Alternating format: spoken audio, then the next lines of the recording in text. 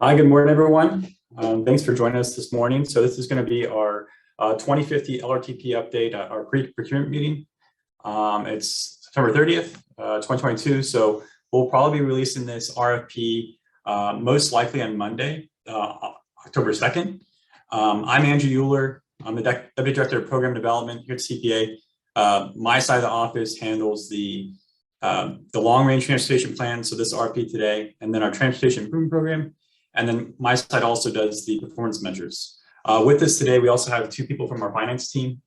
If they want to share their screen, we have Matthew Kama, our CFO, and then Alora Hart, our Procurement and Grants Coordinator. Do you all want to say hello?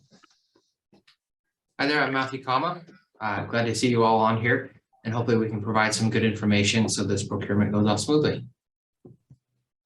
Good morning, my name is Alora Hart. I'm the Procurement and Grants Coordinator. Thank you for taking time out of your schedule to join us, and hopefully we answer all your questions today so they can be successful for the RFP process that's upcoming. Thank you both. So I'll start with a presentation that just gives an overview of where we've been in the past and then goes into our scope and sort of what we're looking for. And then we'll finish with Matthew and Alora talking a little bit more about the procurement process and showing the website and how to apply.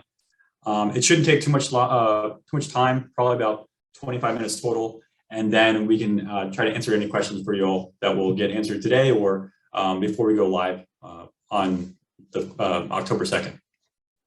So I'm going to share my screen and go through this PowerPoint. Let's see.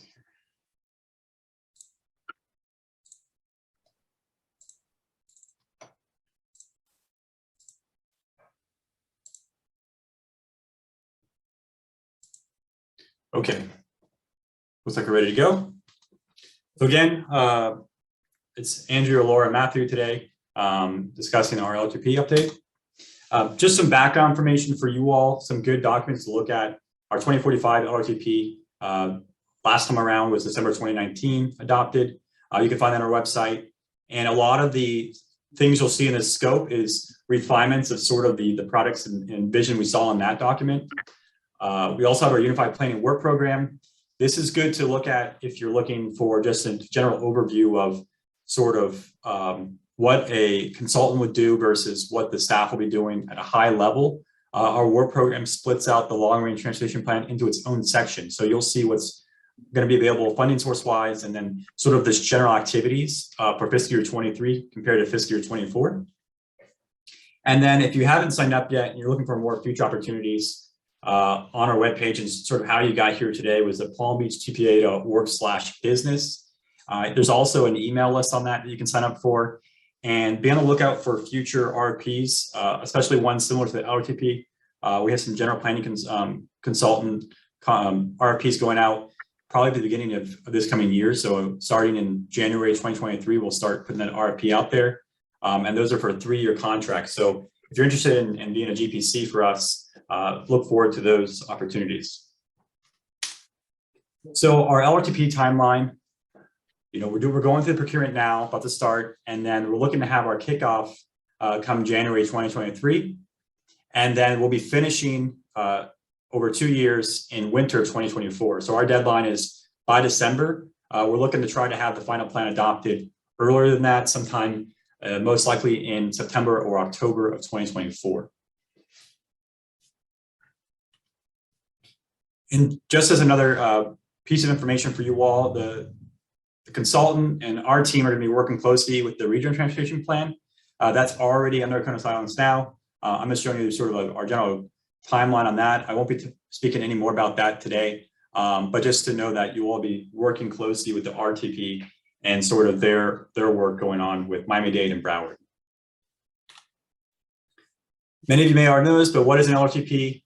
Maps out the future state and federal transportation investments for our county, has a lot of financial components that guides how we want to implement projects, and it reflects our goals through product prioritization. And what I really wanted to focus on for this is we care passionately about how it comes down to showcasing all the money that goes towards transportation within our county, not just the federal and state dollars that we may have a greater say over, we really want to provide a comprehensive picture of transportation moving forward in our county. So it's passionate for us as a TPA to provide that resources of all the local projects going on in the county, if we can, and how they are funded down to the source of those funding. So gas taxes, ad valorem taxes, all the funding that goes into transit and fare box revenue and other sources. So we want to do it for all modes, but if we can, and then all the way down to the direct funding source. A 2045 plan recap and sort of how it goes into our next scope. Again, this was adopted in 2019, defined a priority pedestrian bicycle corridors in that. So we had a list of pedestrian bicycle corridors that were identified for priority, and typically for the way we approach those those locations is try and provide as many separated facilities as possible to increase the walkability and safety of those and a better level of traffic stress for users.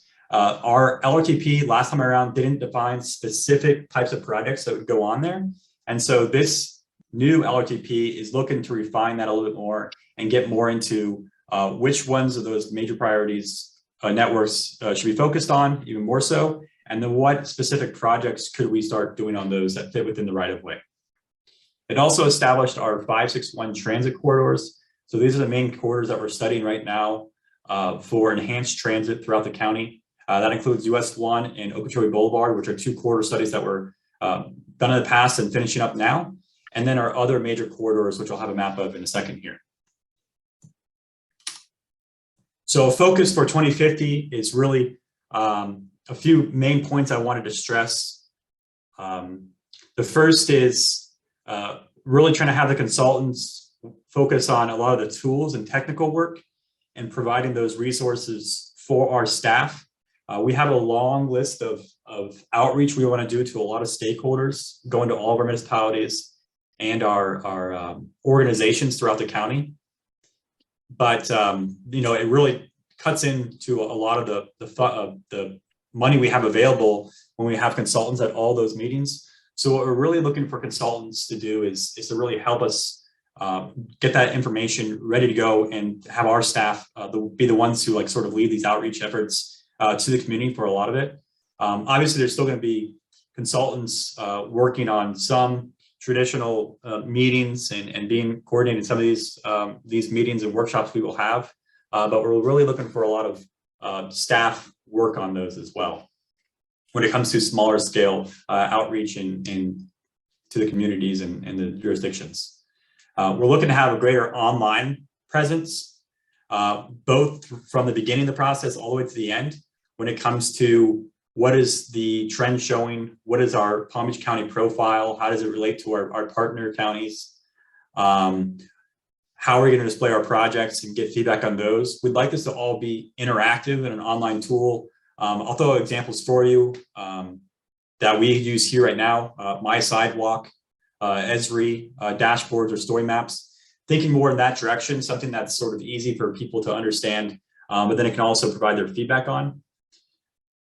We're looking for early stakeholder engagement, especially for local projects. So we're looking to do a call for projects pretty early on the process. As I mentioned, we would really want a comprehensive list of desires throughout the county. And so the consultant would really be helping us get those projects in and then making sure they're all in a consistent format for us, appropriate cost estimates from what they've submitted and providing guidance to that, and then getting it all into one database. As I mentioned before, it is a refinement of some of the pedestrian bicycle network that was identified in our last plan and refinement of our 561 transit corridors. Right now, we do have some other work orders. We're going through some of the 561 transit analysis and land use analysis a little bit in some of these other work orders that's going to feed into this long range transportation plan. So you may be working closely with some of our current GPCs as they sort of finish that up and assist you all in getting that information. And again, as I said, it's a comprehensive list of funding and transportation projects in Palm Beach County, from local all the way up to our federal funding, and how we will implement it. So another passion I believe, for this plan is to make sure that this is a roadmap for anybody to pick it up and be able to know how to move forward with a product and a desire in their community, right? So if you're a local jurisdiction or even a citizen, I'd like them to be able to see what's in the plan for their needs, whether they be funded or unfunded. And if they're unfunded, what's the steps to sort of move that product forward, right? So for example, if it's a larger transit project that they're looking to get funded and move forward with and to get implemented, but it's an unfunded project right now and it doesn't have any money available, what are their steps in that process to get funding? So is it, securing a local dedicated funding source? What would that look like? Is it changes to their land use policies around areas like a transit-oriented development? What does that look like? And then how do they use that to go after more federal and state funds? So I would like the LRTP on the implementation side to really sort of highlight that and be a tool for anybody. Scope items. So this is the scope that we have right now that would be released with the RP on Monday. Pretty straightforward. I'm going to go through all these individually pretty quickly. The first one's project management. We're going to have our technical advisory committee, which is one of our standing committees at the TPA, serve as the steering committee. And what this really means is when it comes to some technical aspects, we'd like to give them more of an update monthly or every other month through the process. And then the major deliverables that we need more feedback on, those will go through our other committees and board as well.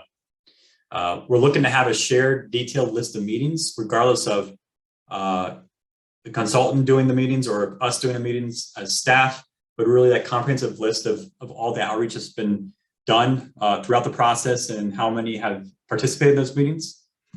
And then setting up pretty early on a shared file storage system in GIS. So working through how the consultant works and delivers their tasks when it comes to sharing information and being on the same page about how we can both be working more seamlessly together on that. Data and documents, looking to have just a general technical memorandum of legislative and policy decisions or documents that focus not just on federal and state, but also local policy considerations. And so what I mean by that is, obviously there's new federal legislation out there, requirements, there's updated emphasis areas for the federal level and the state level. All those might be things that are sort of already summarized pretty well. And so this isn't supposed to be an extensive review of every single document that exists out there, but really highlighting major changes and things that we should be implementing into our long-range transportation plan. And then when it comes to local policies, we have a lot of movement now with, for example, affordable housing plan for the county, resiliency plans that are being created for the county. So how can those be integrated into our LRTP to enhance that? So that's really where that focus would be on the technical documents. And then next is an interactive area profile. So, when we're doing this sort of overview of what it looks like in Palm Beach County and the transportation needs that we have, I'm looking for this part to be not only that tech memo write-up, but also displaying that on an interactive tool online as well to give an overview of the county and then our transportation needs and characteristics. Engaging the public. This is really going to start pretty early on in the process, especially with a communication plan. We already have a public participation plan that all the MPOs are required to adopt. This is going to be more of a focused communication plan, working with our public relations team and our staff to really outline how we want to tackle all of our outreach efforts for the LRTP. So more specific towards branding and consistent messaging, sort of like what's those posts going to look like, where are we going to go in the communities to do outreach and make sure we cover all our bases, and how is equity going to play a component in there and making sure that we're reaching all types of communities, especially those that are traditionally underserved. Next is trying to enhance our virtual participation. Obviously, I mentioned the interactive portion of that and having our webpage up to date and sort of pushing people to that when we can. And then a new one for us is this time around is something that Broward MPO has done in the past and we liked and we're looking to do here for our TPA, and that's a public opinion survey.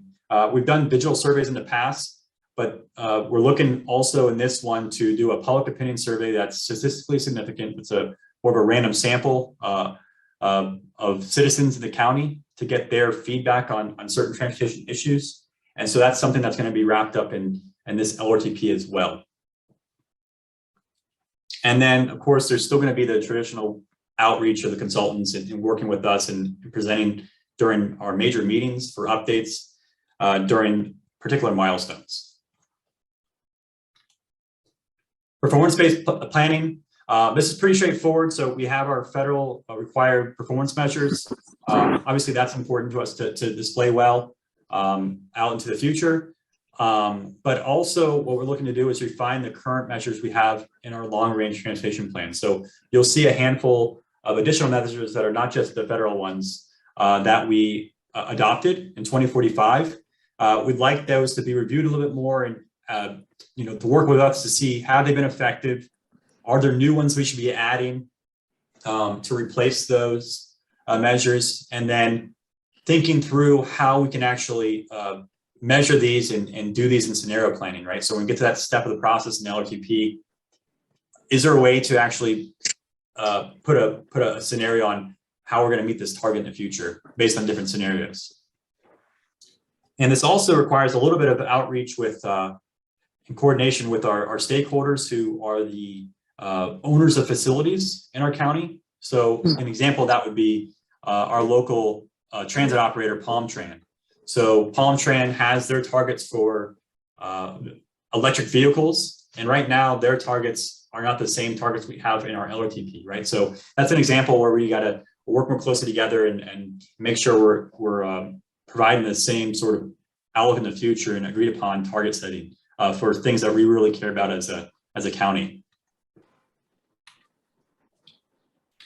Financial resources. As I mentioned, try to aspire to include all funding towards transportation. That's a very difficult task to do, but we're here to work with you on that as well. But we're going to get a lot of guidance from the state on federal and state funding sources and how we can spend those funds and the eligibility of those. It's really a lot of the local components that sometimes get lost, especially when it comes to, I would say, other types of modes of transportation, right? So if we're thinking about how much money is spent on airports or the seaport, sometimes even transit can be difficult. So it's really, as best we can, we'd like to show that full range of funding that goes towards transportation in the county. We're also looking at ways that we can provide innovative funding and finance tools. This includes sort of discretionary grants. So when I talked about what's going to be available for people to get their product that's currently an unfunded need into the cost feasible plan, is that through discretionary grants? How do they figure out other finance tools to get those funded? Maybe those are land use driven tools or some other types of user fees. Having a good understanding of the eligibility of all those sources. And then once again, providing these financial tools, or at least the projections of the funding we're going to have available in some interactive tool on the website. We're almost done. They're about halfway done or a little past that. But multimodal needs. Again, I mentioned before, a robust local product to middle process, trying to get all those products in the county and the desires out 25 years in this plan. Looking to refine the pedestrian bicycle priority network. Integration of the 561 transit corridors, and then some newer ones that may not arise as actual line item, but we would like the consultant to really start exploring and have ways to make them into line items if we can. And that includes more ITS technology, electric and alternative fuels, maybe identifying those corridors, but maybe putting some price tags preliminary in there on what that would look like. And then also other emerging technologies. So trying to do our best to see if we can come up with needs that would be towards these sort of different types of transportation infrastructure. And then operations and maintenance. A lot of this is already provided from the federal and state, but making sure we have that local operations and maintenance in there as well. And then lastly, making sure all of our products are mapped in a consistent GIS format that's easily used for the public and other stakeholders. And then this also is sort of needed for our modeling when it comes to both transit and then our SERPA model used here in Southeast Florida. And just an example of sort of what came out of the 2045 LRTP. I know this is a little hard to read probably, but we identified sidewalk gaps based on where, and they're prioritized tier 1 and tier 2 based on if they're in the urbanized area and if there's more people who live, work, play, and learn and access transit there. And then we have the same thing for bicycle corridors, where we have a tier 1 network and a tier 2 network. And our approach was really high level on this, where it was, we would have preferred facility that gets at the level of traffic stress to get that lower. And it's most likely to get users out of the corridor, right? So separated facilities or buffered bike lanes as preferred. But that's sort of like a high level approach. We'd like to hone in on that and try to get some more specifics on what could fit in the right of way for these locations. We had our 561 enhanced transit corridors in the plan as well. And then there's also the traditional roadway capacity projects and other types of road projects in our plan. So we include all the strategic intermodal system projects, but also a lot of the Palm Beach County road products that come in and what they have for desires out in 2045. It's gonna be the same thing this time around when we get those local product submittals. One of the things here that's important for us is knowing how to balance roadway capacity with our other needs along corridors and working through those with our local jurisdictions. And what you'll find in dealing with this part is we really use the LRTP as that sort of sounding board for local jurisdictions to have discussions with other local jurisdictions at times.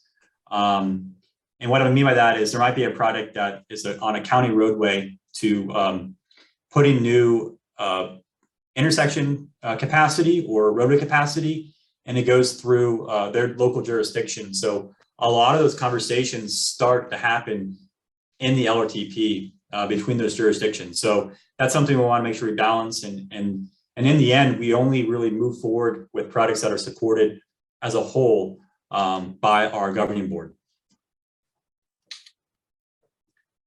Product evaluation cost estimates, making sure that everything's consistent when products are submitted using the FDOT guidance. If anything needs to go through the review process for the efficient transportation decision-making, ETDM, to have those done. And then evaluating projects and scoring them based on our goals, objectives, and measures. And then we currently have products set up, or our program set up for our surface transportation funds that we call local initiatives and transportation alternatives. And then we also have a program for state roads using state funding called state road modifications. We're looking for assistance on that, on whether we should be reevaluating those to change scoring or to reconsider those funding programs altogether to make sure that they align with moving the needle on our main vision here at the TPA. And then the last piece is really consistency with local comprehensive plans. So there is that requirement to be consistent as possible with local comprehensive plans. That's usually a pretty sort of broad, vague way of going about it. There's no specifics on how that can be done, but doing that as well. And part of that's sort of solved with our discussions between municipalities, but providing a way to sort of tell us how well we're doing with our consistency with local plans. And then scenario planning. On the left, you'll see our regional transportation plan is going to be running a lot of scenarios. Many of those with resiliency, disruptions and opportunities, autonomous connected vehicles and other technology.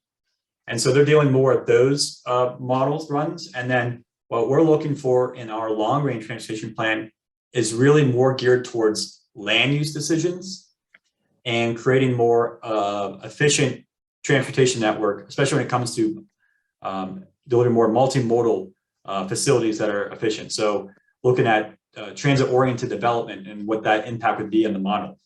And so our our focus here is really land use and development policies that we can maybe look to change our existing land use out there where it is needed, or what other opportunities we have within the current land use framework. So, for example, there's places out there where there are the intensity and density regulations right now are good for transit-oriented development, and we can put more development in that area.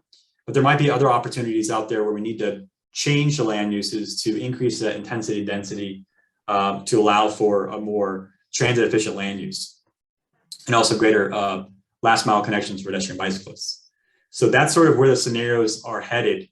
And the reason for that is it'd be nice to provide these scenarios, and then when local land use decision makers are looking to they get a development in or an amendment change to their land use, they can have some more tools available for them to stand behind that shows the benefits and the trade-offs for the decision they're making. An example of this is from our Oak Tree Boulevard study. So a lot of our corridor studies are doing just a preliminary look at potential scenario of development.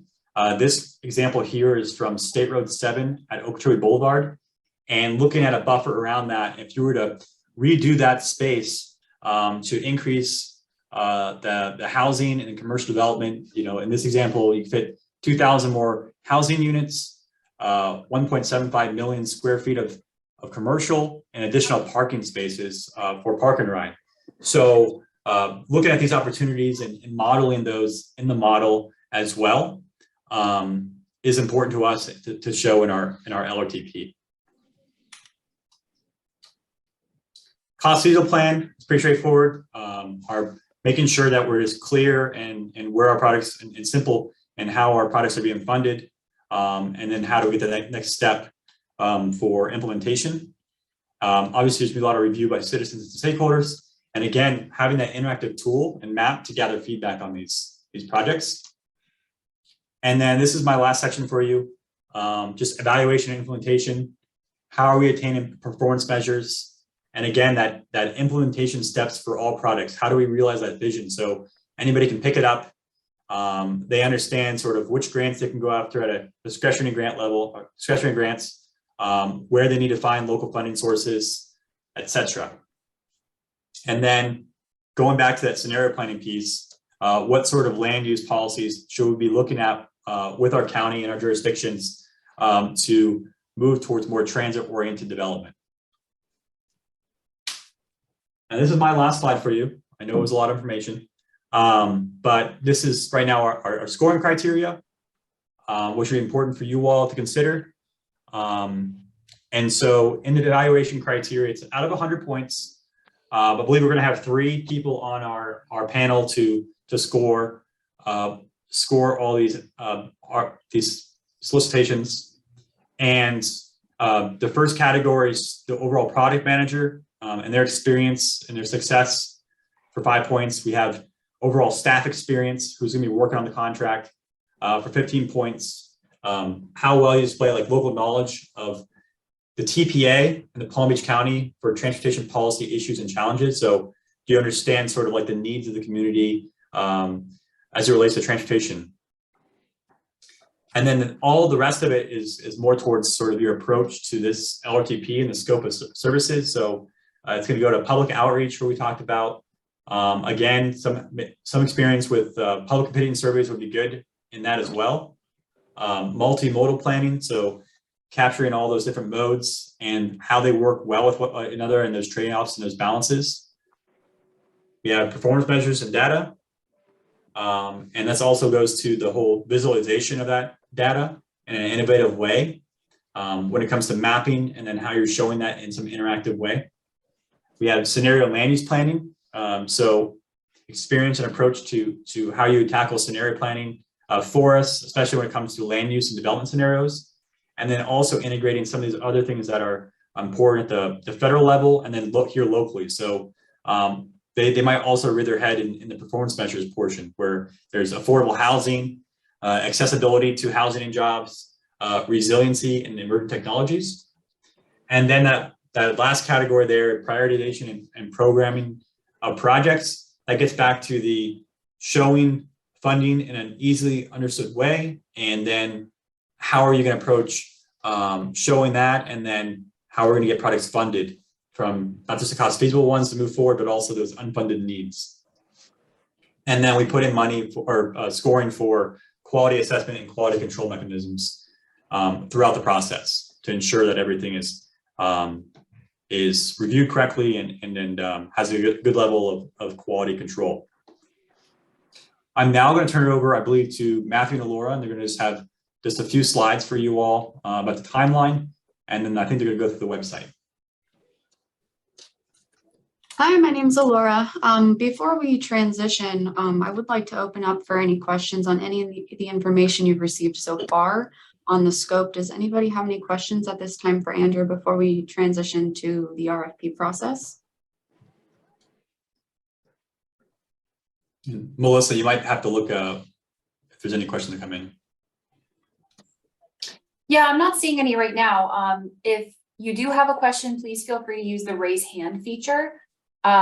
Or you can, and then we can unmute you if you don't have the ability to do that yourself. But yes, now is a good time to go ahead and ask any questions. That was a lot of information. So any questions you do have for Andrew, now is a great time to ask. We can also have some time for questions at the end as well. The presentation will also be available on the website. Since there was a lot of information, you can find it there. You'll be able to find it at palmbeachtpa.org. If you go to the TPA tab and doing business with the TPA, it'll be located on that page. So if we don't have any questions, I will move on to the RFP process. On this slide, I've provided the schedule for you. This is the planned schedule for now. Please keep in mind it may flex a day or so. So if you, we anticipate to publish this upcoming Monday. If you don't see it on Monday, do not despair. Just come back Tuesday and check again, and it should be there at that time. So for our procurements, we will be publishing it on the Doing Business with the TPA tab on our website. It is just like I mentioned for the other presentation, it'll be at palmbeachtpa.org under the TPA, under Doing Business with the TPA. Please keep in mind our website is going through some changes. We're going through some website redevelopment at this time. So if it looks a little different than what I'm describing, it may be because the format has changed slightly, but we will keep everything under Doing Business with the TPA. So as long as you find that, you should be fine. So let me jump down the schedule a little bit. Deadline for receipt of questions or comments. When we publish the RFP, we go into a cone of silence. Here at the TPA, the only way you will receive responses to your questions is if you submit them in writing. The email address is located on the right-hand side, finance@palmbeachtpa.org. Submit your questions in writing there. You have until, I think it's October 14th here, 4 p.m. to submit any questions. Once you submit your questions, if you do not receive a response, don't be alarmed. We respond to all questions on the same day at the same time. You won't get a direct response to your email. The information will be posted on the page under Doing Business with the TPA, and everybody's questions will be answered at the same time in a single document that will be available linked on that page. Let's see here. So we have a draft contract that will be included in the RFP document. The RFP document will seem rather large. It may seem a little daunting, but a large part of that is going to be the draft contract. But the RFP document itself, if you take it section by section and break it down into the proposal requirements, the required forms, look at the evaluation criteria, you should be fine. Please ensure that you have all required forms. Unfortunately, if you do not sign a form or if you do not provide a required form, your proposal won't be considered. So please double check. We're going to create a checklist for you to try and ease that process a little bit to ensure that you have all the information you need to be successful. There will also be, at the same day that we answer all the questions, there will be a possibility for any amendments to be posted. If there are any changes to the RFP, this will be notified on the site at that time. I think we have here 10/21. So please be advised, you're responsible for receiving any amendment that is made to the RFP. There is an amendment acknowledgement form. It's one of those required forms. Please make sure you sign it. If you do not, again, the proposal will not be considered. So keep an eye out on that date for any amendments, and please make sure you have that amendment form. There will be some other forms. I'll just run through some of them. We have a business information form. It's going to be your general business information, and that's going to be a form that has to be notarized. So please keep that in mind. If it's not notarized, again, and signed appropriately, we won't be able to consider. We have DBE participation forms. Any kind of DBE participation you have, we will require that information. There may be some miscellaneous forms like a drug-free workplace form you may be required to complete. We will need 3 business references. Please provide these references. There will be some required reporting through the state's system regarding DBE participation. That even in the initial RFP process, I will let Matthew once we're through here, I'll let him go into that into more detail. Some of you may already be doing this. It may be new to some of you. So he'll be able to provide more information on that and answer any questions regarding that. When you submit your proposal, we're doing sealed beds. We need 5 hard copies of the document, and we will need 2 USB copies of the proposal in case one is corrupted. I think it goes without saying, we're not responsible for any kind of delay or damage due to your proposals if you decide to use a delivery service. If you choose to, you can come and deliver your proposal in person. The envelopes must be sealed, the hard copies and the USB drives, everything must be in a sealed envelope and dropped off at the desk. Let's see, what else do we have here? We will have a selection committee. After our public opening of the sealed bids, we will have a selection committee. At that point, the proposals will be evaluated and there will be a short list created. If you are shortlisted, you may be called to give an oral presentation at a later date. You'll see that further down in the schedule. That will be, I believe that will be an on-site presentation that you would give orally. And I think we have, okay, sorry about that. We will complete the oral presentations, and then after that, the final selection will be made. There will be a ranking and scoring done, and the selection committee, I believe, is going to be 3 individuals, and there will be a final recommendation made. So once that recommendation is made, that is what we can take to our governing board, and we can submit that to the governing board for final approval. Does anybody have any questions about the schedule or about the RFP process that I can answer at this time?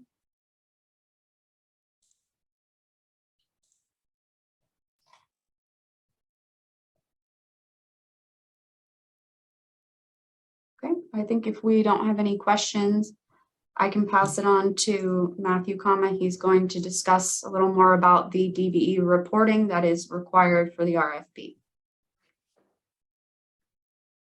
Hello there. Thanks for, again, for sticking around. We want to make sure this process is as easy as possible for each of you and look forward to your proposals. As a federally assisted contract, we are required to jump through a few miles of red tape. And one of those is related to DBE, or disadvantaged business enterprises. I think many of you do this or have done this in similar contracts. A new requirement starting as of July 1st of this year is we're required to use the FDOT system to report, manage, do everything related to DBE. If it's new to you, I'm going to recommend that you go to the website listed. This is the FDOT's Equal Opportunity Compliance page. They have guides, especially under the training manual section. There is a guide for you and can walk you through what's required. Essentially, you need to register with a form and request access to the system. There's some training so that you don't mess up their technology. The creation of bidders opportunity lists, as well as subcontractor agreements within the system, and then submitting monthly DVE payment reports within that system. On our end, we're going to have to run reports based on the information that you do. So this is a new requirement. We understand that. We want to make sure you're aware of that now, and so that you have some time to sort through it if you need to. We're also working through with our partners to make sure everything is ready on our end. And if there's any delays or anything related to this, we would include that into an amendment that would come after that initial question period. But we are working through this process and appreciate your efforts to comply with this as well. We all want to make it an open opportunity for DBEs and just be compliant with these regulations. And then the last thing I'll point out is Ali had mentioned it before, Alora Hart had mentioned it. She will be the point of contact. So once we go live and enter that cone of silence, as you can tell, she's on top of it. She'll try to respond to the questions that you have and via that amendment process. So we look forward to your submittals and participation and seeing how you can help us on the LRTP. Andrew, I'll turn it back over to you. That's all I have. Great. Thanks, Matthew and Laura. So that's it there. I mean, this is the contact information. It's going to be Laura, and the email you're going to use is finance@palmbeachtpa.org. Okay. Again, you know, as you mentioned, as Laura mentioned, you know, we're looking to have it on the website on Monday, and at the latest, it'll be on Tuesday is when that RP will be made available. Do we have any final questions from anybody?